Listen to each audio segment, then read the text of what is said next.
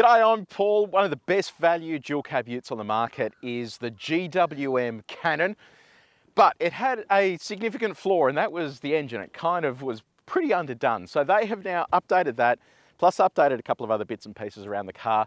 I want to figure out whether this now fixes the real only gripe we had with this previously, and would then make it some pretty incredible value for money. So this is the Ultra spec, so it's one up from the base model. It's priced at just over $43,000 drive away. I mean, 43 grand drive away doesn't get you much in other dual cab ute brands. If that is too expensive, the entire range kicks off from just over 40 grand and goes all the way up to the XSR, which is like the off-road spec of this ute. So today we're going to do a detailed review of this, plus some light off-road driving. If you do want to skip ahead to other parts of this review, you've got time codes on the screen, or if you're on YouTube, you can scroll down and use the chapters below. Let's talk about design first. So there have been some minor changes to the design, mainly in this lower area and the grille section as well. You still have this enormous logo up the front here, but you know, I think people are used to that by now. You'll see this is different to the old version of this as well, just some of those design changes down there. Headlights, full LED headlights. You have a fog light down the bottom there as well. Around the side here, set of 18s on highway terrain tyres. In terms of the design, you've got a machined finish there with a graphite on the inside, and these sort of wheel arch guards that are body coloured as well. Camera on the side here, indicator built into the wing mirror. Side steps, so plastic side steps. It's one of the things I don't really love about these dual cab utes. They just look a little bit cheap, and if you do any off-roading, you're going to kind of damage that if you whack a rock on it. So if you're going to do any proper off-roading, I'd look at getting those changed over. Roof rails up the top here, you've got privacy glass, sports bar. Love a good sports bar. I still don't know what anyone uses them for. If you have a use for them, let me know in the comments section below. Disc brakes.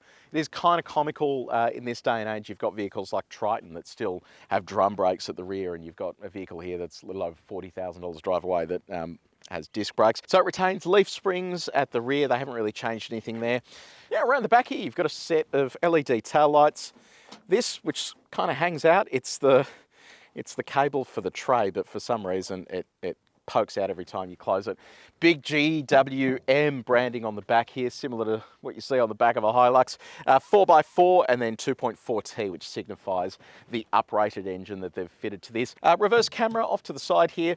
One of the issues with this, but you know, it is offset, which I don't love. They're better when they're in the center because it's easier to attach a trailer. But this is, it's positioned in such a way that it's going to attract a lot of dust, mud and debris from rain. So I suspect if you are going to do a lot of driving on gravel roads, this is going to get dirty pretty quickly. There's no washer on that, so you're going to have to manually keep that clean to make sure that you can actually see where you're going when you're reversing if you're going to use the camera.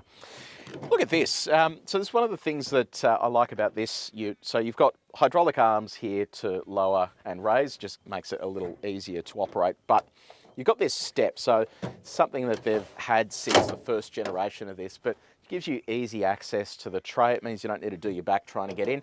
And it's just a handy little solution there that gets you around that problem. Spray and bed liner, which kind of gives you a little bit more space there in terms of loading. It's not taken away by having a plastic tub thrown in.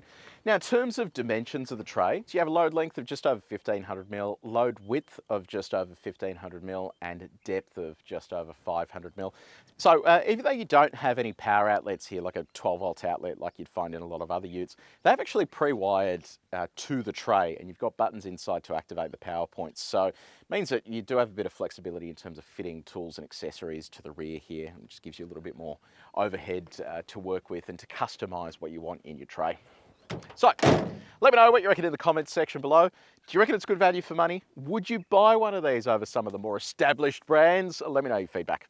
Okay, so we're inside the Cannon. This is what the key looks like. You've got remote start, panic, lock, unlock, and then the GWM power logo on the back there. So proximity sensing key, you can leave that in your pocket. You got a push button start just down here. So let's talk about the design first. You know, I'm just $43,000. Have a look at this interior. It looks really, really nice. When you have a look at what else is available on the market and how low rent some of the lower sort of entry-level models look, this really sort of takes it up a notch. You've got big new infotainment screen, sort of redesigned control structure. You've got these soft touch finishes. Even this sort of silhouette here on the dashboard looks pretty cool as well. As part of this update, they have a new steering wheel as well. So I think it's a really sort of nice looking design. In terms of your touch points, so here on the center, sort of fairly soft there and soft on the door as well. How soft are they? We've got our durometer. We've tested the main surfaces in this cabin. So if you do want to see how this car compares to others that we've tested, there is a link in the description below. Now, build quality. Let's have a little look. A little bit wonky there. All feels okay. What's it been like? Do you own one of these? How's it sort of fared for you? This is what the door slam sounds like. Let's chat infotainment. So bigger infotainment screen, 12.3-inch display, looks really quite nice there. It's not over the top, it's not sitting too high, it just sort of looks decent. So as you can see, inbuilt Apple CarPlay, so that's wireless. I've got it connected at the moment, but it is wireless. One of the things that kind of annoys me is that if you are in CarPlay, like you just can't use any functions to get back to the home screen as far as I can tell. So you got to, like if you're in Maps, you got to go to the home of CarPlay, then to GWM, and then you're in the sort of the main display. But one thing you can do is map the steering wheel shortcut button. So the way that it works is if you are in your Maps, you can then press that.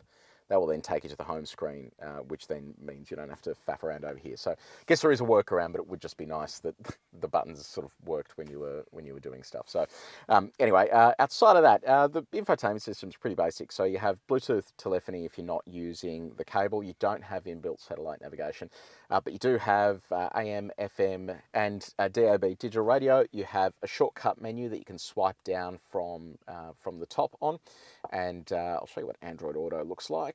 So yeah, full screen integration again, and yeah, pretty straightforward to use.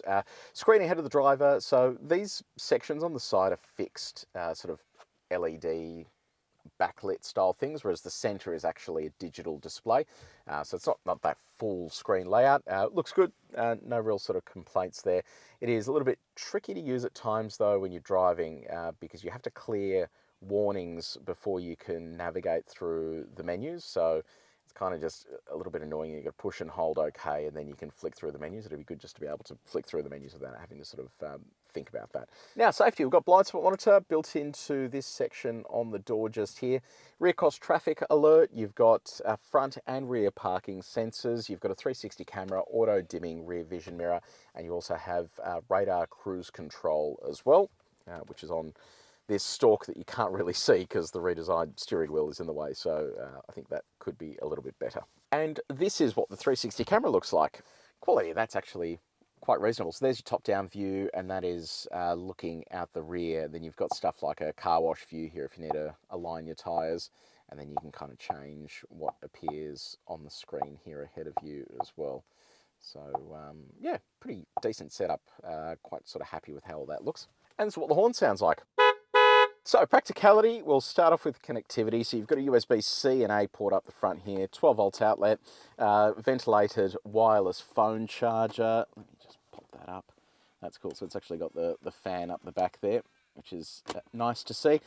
You've got a USB port up the top here for a dash camera. As I mentioned before that you do have wiring to the tray. This is where those buttons are. So kind of like the auxiliary switch bank you have on a Ford Ranger, which is up the top here. They've integrated the three controls here for the 12 volt outlets, which is an interesting way to do things, I reckon. Now, in terms of your storage, so you've got phone storage up the front here, a couple of cup holders down here with sort of different heights to them. You've got center console here with air conditioning and this slidable cover. What else have we got here? A little tray down the bottom here as well. So storage is actually pretty good, and glove box there too. And no sunglasses holder here, but they have integrated it up here, which is an interesting place to put it. In terms of your comfort, you've got single zone automatic climate control. You have heated and cooled seats for the front row, which I reckon is a fantastic feature, and a heated steering wheel as well. You've got electric seat adjustments, so you can go forwards and backwards. You can adjust your backrest. You can also lift the rear of the seat. Unfortunately, you can't lift the front of the seat or lower it. It's probably one of my gripes with some of these Chinese market vehicles. You can't get that sort of elevation you need. You constantly feel like you're slipping out of the seat. So we'll see what it's like when we go for a bit of a drive. Adjustable steering for both tilt and reach as well. Now, reach test. You've got to sort of just reach in a little bit to catch the outer edges of that screen.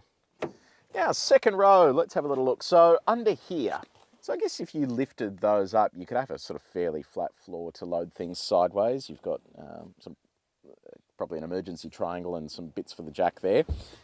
Behind the seats, okay, there's a tiny bit of storage in there as well if you do need it. So not a huge amount, but it'll do the job. Okay, let's have a look at this. This is great. So knee room, fantastic. Toe room is great. Headroom isn't too bad. It's actually surprising how much space they've been able to cram into here, given this vehicle isn't enormous, but it actually feels more spacious than some of the other dual cabs on the market. So sort of quite impressed with that, given my seat is quite far back. 2 USB-A outlets, air vents, a little bit of storage down the bottom there as well. And a center armrest here. No cup holders by the look of it. But yeah, all right. And then our window test, does it go all the way down? So it's auto up and down. Oh, it goes all the way down. All right, we've just hit the road in the GWM Cannon. Let's kick off with the drivetrain enhancement. So what they've done is gone to 2.4 litre 4-cylinder turbocharged diesel engine that now makes 135 kilowatts of power and 480 newton meters of torque. So still slightly below the benchmarks in the segment, which are at the 500 newton meter mark for a 4-cylinder engine. But it's a big improvement over the outgoing one, which when we tested it in our big Ute test, we found that it really struggled once you sort of put a trailer on it. It just really didn't have the punch it needed to get moving. So now that it has an increased towing capacity, you do have a little bit more headroom there to just get up and go without having to sort of worry about it being underpowered. It's also now mated to a 9-speed automatic transmission. And the curious thing with this package, and probably one thing that I quite like, is that when you run it in normal mode, it's basically running in all-wheel drive. So you've got torque going to all 4 wheels on demand. But if you switch it over to Eco, it just goes to rear-wheel drive. So you will actually find that you do save fuel with that. I found with my Raptor, if I drive it in 2-wheel drive high range, you are saving maybe 5 to 10% of your fuel by doing that. So it's good that you have a couple of options there and have the added traction without needing to go to 4-wheel drive high range, which you can't use on sealed surfaces. Now, what does it all feel like if you sort of stand on it? Gearbox isn't super fast, but it's also not super slow. Yeah, look, it's reasonable. It sort of pushes you in the back nicely. It's not over the top. I'll be curious to see when we do our performance testing what kind of 0 to 100 numbers it logs, because it feels like a big improvement over the previous engine, but it's sort of not sort of groundbreaking. It doesn't feel as punchy as something like a Hilux or a Ranger. There is something though that I did notice that I'm not a huge fan of, and it's the throttle calibration, especially when you take off with just a little bit more throttle than you normally would. So if I sort of do that, nothing, and then everything, it just punches you back in the seat. And this is kind of an issue they had with their hybrid products, which they recently fixed, and we shot a video on that. You can click up there to watch that. But basically they fixed those issues in the hybrid product, recalibrated the throttle feel, and I'm hoping they'll be able to do the same thing here, because it just feels a little bit too sharp.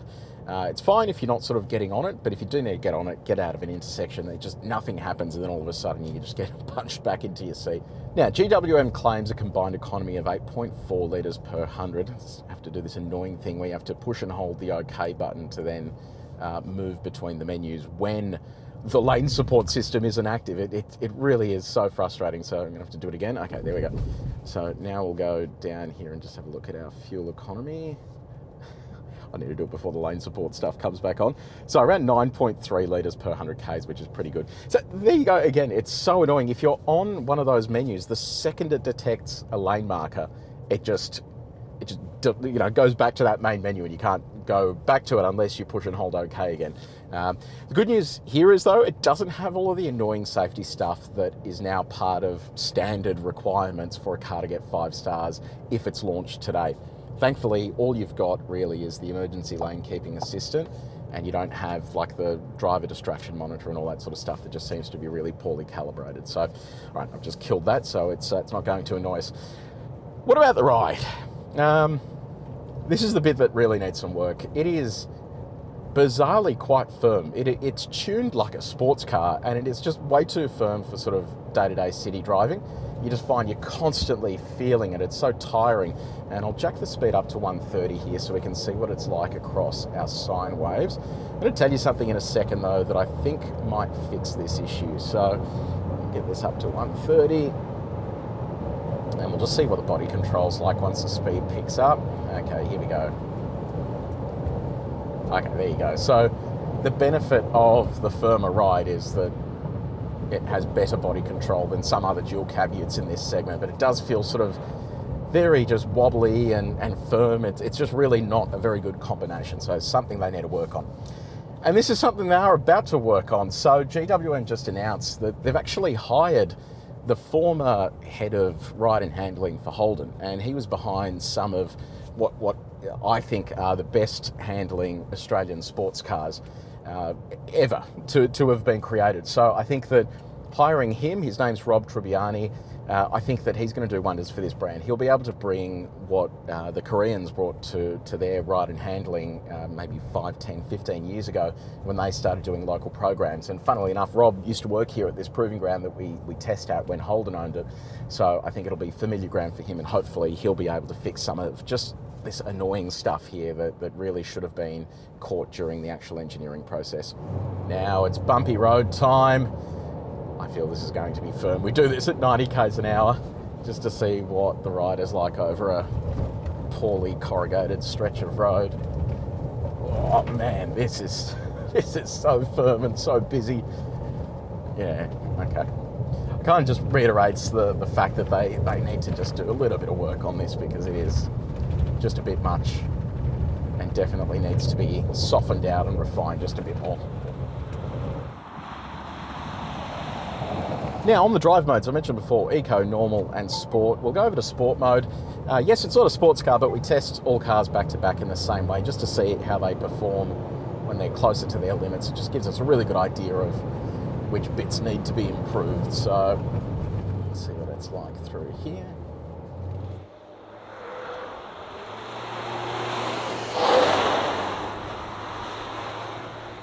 Steering actually doesn't feel too bad, so they've done a good job with that.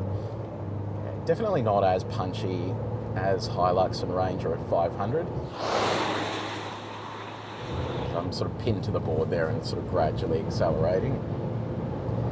And then, all right, here's our mid-corner bump. Yeah, that sort of spring loads you a little bit, just because it is so firm. Let's see what it's like along the back here. Yeah, you know what? The firmness of the ride does help keep it flat through corners, which is nice.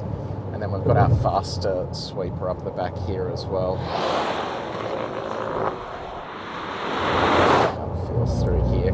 The stability control isn't overly intrusive either, which I'm a fan of. It just means that it's not sort of impeding your motion, and at lower speeds on slipperier surfaces, it's not going to hassle you constantly. All right, here's our back straight. Just stay in that.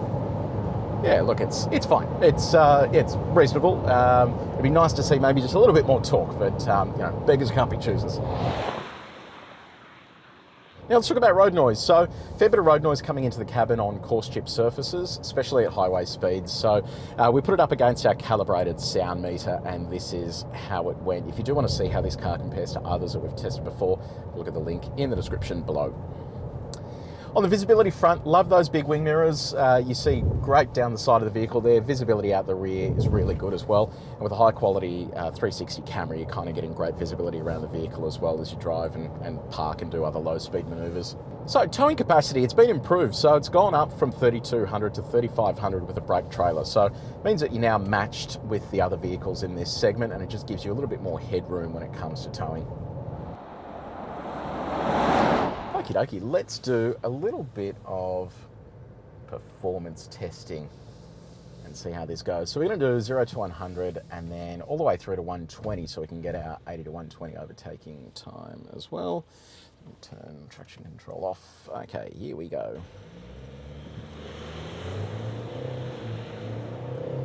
All right, 60, 80, 100, and 120. Alrighty. Took a little while to get there. Let's have a little look. 0 to 100. Yeah, wow. 11.16 seconds, and 80 to 120, 8.78 seconds. So I'm curious to see how that compares to the old one.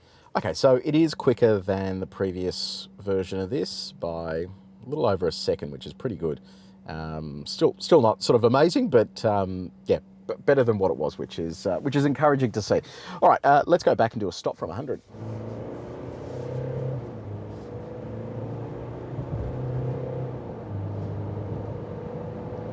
All right. Okey-dokey.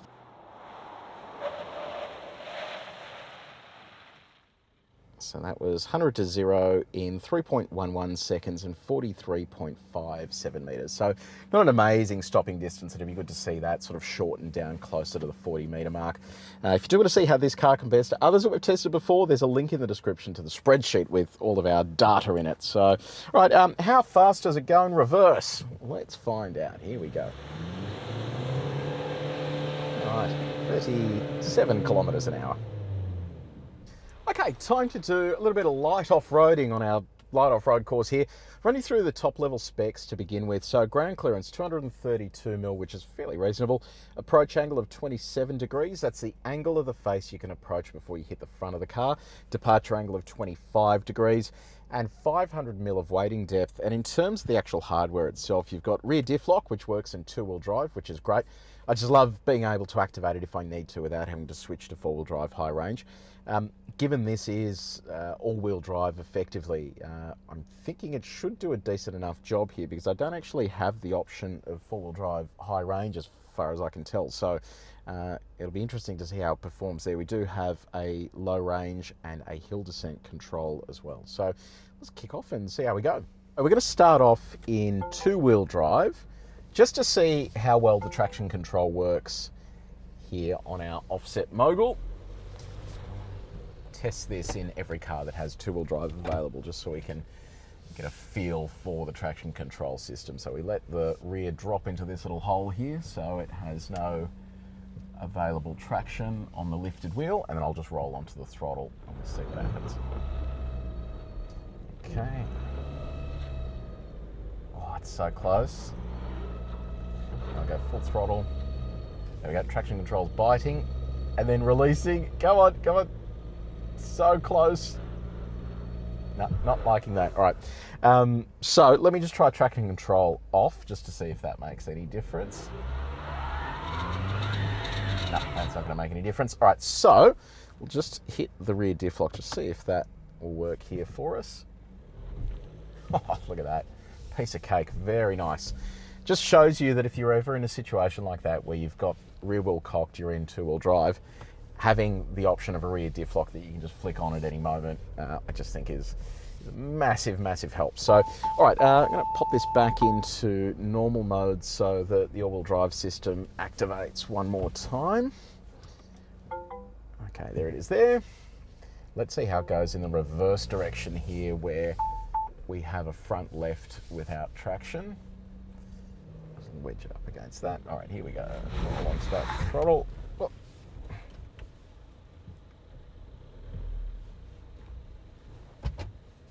All right, just roll onto the throttle. Piece of cake. So the traction control actually works quite well there in the normal mode when it's running as a four-wheel drive. So that's a really nice setup. Very impressed with that. Now it's time to attack our hill. So this has been regraded recently, so it's probably going to be a little bit easy, but that's all right. We'll give it a shot anyway. So I'm going to put it into low range. I'm going to move it over into neutral. we go.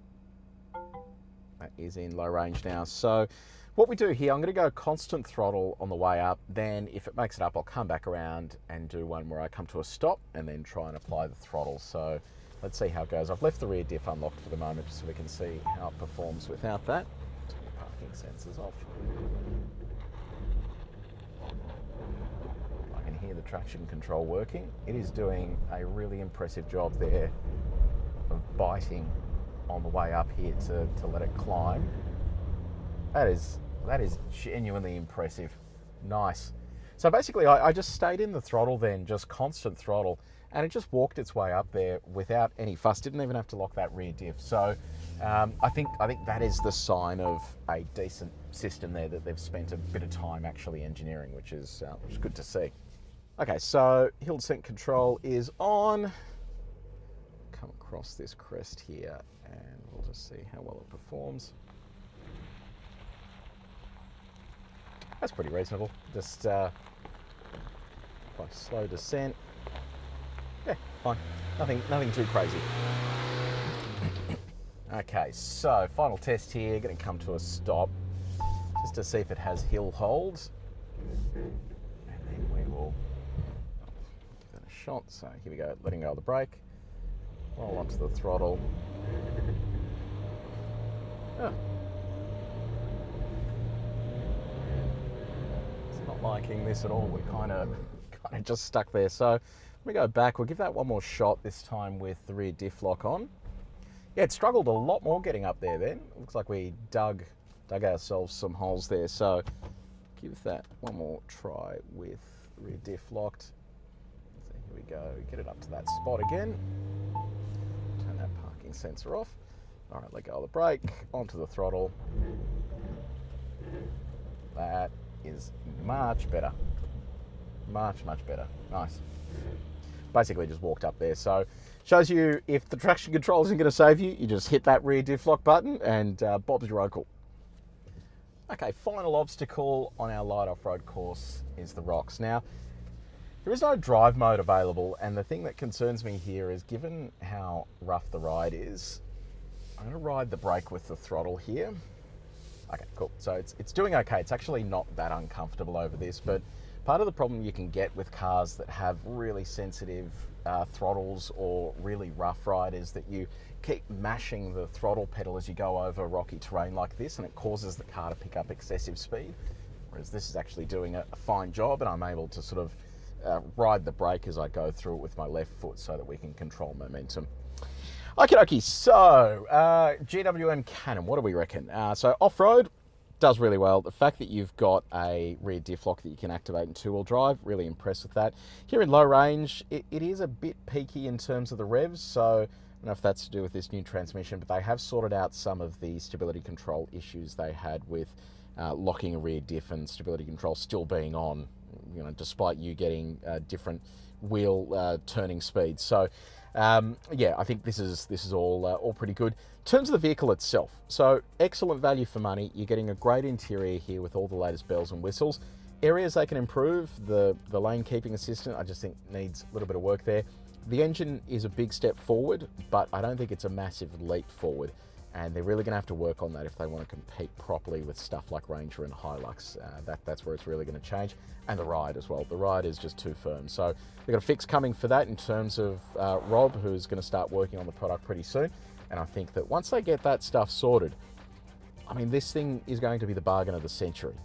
Under 50 grand for all of this, I think is a really impressive proposition. So let me know in the comments section below, what do you reckon about this? Have you bought one of these? How has it been? I am keen for your feedback. If you did enjoy the video, please make sure you like it and you share it with your mates. But until next time, take it easy.